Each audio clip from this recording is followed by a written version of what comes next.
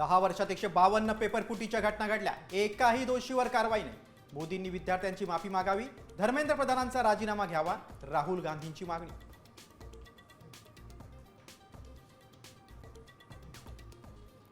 जंतर मंतरवरील लाठीचार्जचे आजही संसदेत पडसाद। राहुल गांधींसह अनेक विरोधी नेत्यांकडून काळे कपडे घालून निषेध।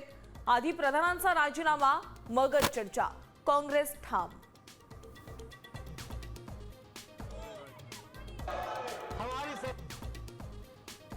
शरद पवार आणि सुप्रिया सुळेंनी घेतली पंतप्रधान नरेंद्र मोदींची भेट। अचानक झालेल्या भेटीमुळे महाराष्ट्रासह देशाच्या राजकीय वर्तुळात चर्चेला उधाण।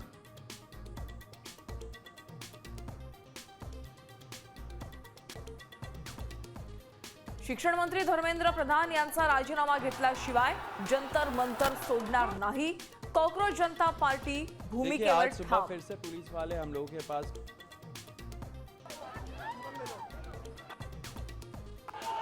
राज्यभरात सरकारविरोधात विद्यार्थी आक्रमक। मुंबईसह नागपूर, नाशिकमध्ये विद्यार्थी रस्त्यावर।